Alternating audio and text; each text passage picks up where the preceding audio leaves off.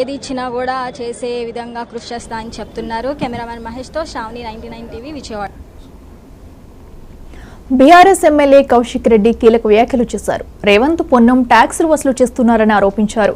Overload లారీలను అధికారులు ఆపడం లేదని, నిబంధనలకు విరుద్ధంగా ప్లైస్ తరలిస్తున్నారని అన్నారు. 50 లక్షల దాకా ప్రభుత్వ ఖజానాకు గండి కొడుతున్నారని విమర్శించారు. పాపం ఖచ్చితంగా నీకు తగులుతుంది, రాసి పెట్టుకో అని చెప్పి సందర్భంగా తెలియజేస్తా ఉన్నాను.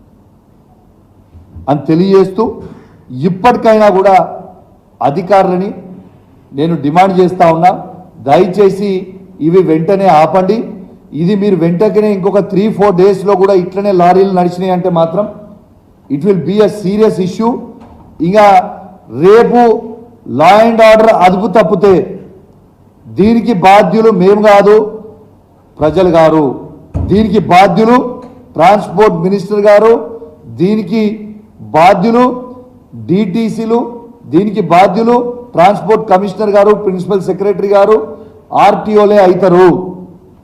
ఎందుకంటే ఓ 3-4 డేస్ తర్వాత మీరు ఇంకా దీన్ని సదురుకోకపోతే ఎక్కడికక్కడ మా బీఆర్ఎస్ పార్టీ కార్యకర్తలు అడ్డుకుంటారు. మీరు చేసే డ్యూటీ మా కార్యకర్తలు చేస్తారని చెప్పి కూడా ఈ సందర్భంగా అధికారులకు కూడా హెచ్చరిస్తూ ఖచ్చితంగా దీన్ని వెంటనే ఆపాలే. దీన్ని ఆపాలంటే నేను పనికి ఆపమంటలేను. As per norms, as per rules ప్రకారం పోవాలి తప్పితే మంత్రి గారికో జేబులు నింపడానికి కాదు. రోజుకి 300 లారీలు అంటే రోజుకి 50 లక్షల రూపాయలు సంపాదిస్తూ ఉన్నాడు.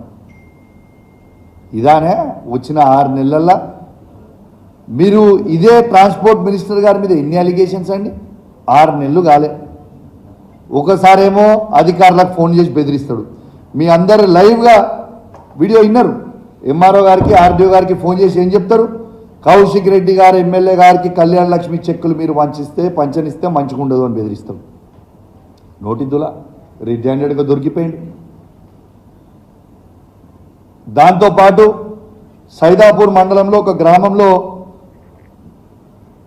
ఒక పేద గౌడ బిడ్డ ఉంటాడు. ఆ గౌడ బిడ్డని ఫోన్ చేసి నోటికి వచ్చినట్టు తిడతాడు.